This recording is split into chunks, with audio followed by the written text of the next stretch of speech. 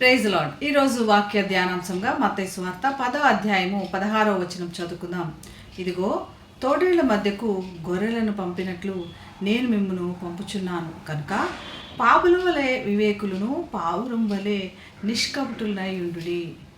యేసు ప్రభు మనతోనే ఉన్నాడు, మన గురించి ప్రేమ కలిగి ఉన్నాడు. కాబట్టి బిడ్డలు చిన్నతనంలో నడక నేర్చుకునేటప్పుడు పెద్దవారు ఎలాగైతే చేయి పట్టుకొని నడిపిస్తారో అలా నడిపించిన తర్వాత పిల్లలు సొంతంగా తప్పకుండా నడవాల్సిందే. కాబట్టి మనము సొంతంగా జీవితంలో ప్రయాణం చేయాల్సిన అవసరం ఉంది. అలాగని మన దేవుడు మనల్ని వదిలిపెట్టినట్లు కాదు. ఈ ప్రయాణంలో జాగ్రత్తలు వహించమని యేసు మనకి బోధిస్తున్నాడు. పాము వలె వివేకంగా ఉండమన్నాడు. పాము అనగానే మనకి అది పాపము లేదా అది కాటు వేస్తుంది, విషము, ఇలాంటి అపోహలు లేదా ఇటువంటి సందర్భాలు మనకు తెలుసు. కానీ యేసు ప్రభు పాము తన ఆపదని ముందునే గ్రహిస్తుంది.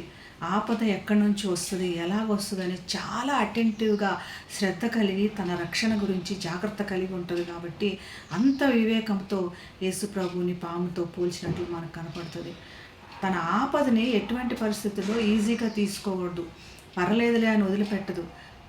ఆపద రాగానే వెంటనే తక్షణమే దానికి విషయంగా అలా రియాక్ట్ అవటం కూడా అంతే బాగా తెలుసు. ఆ విధంగా ఉండండి అని చెప్తున్నాడు. అంత మాత్రమే కాకుండా పావురం వలె వివేకంగా ఉండమంటున్నాడు.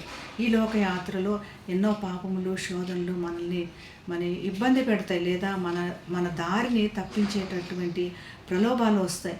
ఈ విషయంలో చాలా నెమ్మది వహించి, శాంతం వహించి, చాలా ధైర్యంతో ముందుకు సాగమన్నట్లుగా పావురంతో చెప్తున్నాడు. ఈ రెండు కలిసి కట్టుగా ఉండి మన ప్రయాణం సాగించాలన్నది యేసు ప్రభువు చెప్తున్నాడు. పాపమునకు, శోధనకు దూరంగా ఉంటూనే మన ఆపదని కనిపెట్టుకొని ఉంటూ, అలానే మన నిర్దోషత్వమును ఏ విధంగా కూడా చెదిరిపోనీయకుండా జాగ్రత్తగా నడవాలని, మరి ఆ విధంగా ఉండటానికి కూడా దేవుడు మనకు సహాయం చేస్తాడు, మనతోనే ఉంటాడు. దేవుని స్తుతించి కనపరుద్దాం, ప్రార్థన చేసుకుందాం. మహాగండమైన యేసయ్య, నేను స్తుతిస్తున్నాం ప్రభా. మరి ఈ లోకయాత్రలో మేము ఎలాగ ప్రయాణం చేయాలో కూడా మాకు నేర్పించినందుకు నీకు కృతజ్ఞతలు. ఆ విధంగా మాతో ఉండి మా చేయి పట్టుకొని నడిపిస్తున్నందుకు నీకు కృతజ్ఞతలు. ఎవరైతే ఇబ్బందులు ఎదుర్కొంటున్నారో వారికి సహాయం చేసి నీ తోడు అనుగ్రహించి కృప చూపించమని యేసు నామమున ప్రార్థిస్తున్నాం తండ్రి. Amen. Have a blessed day. God bless you.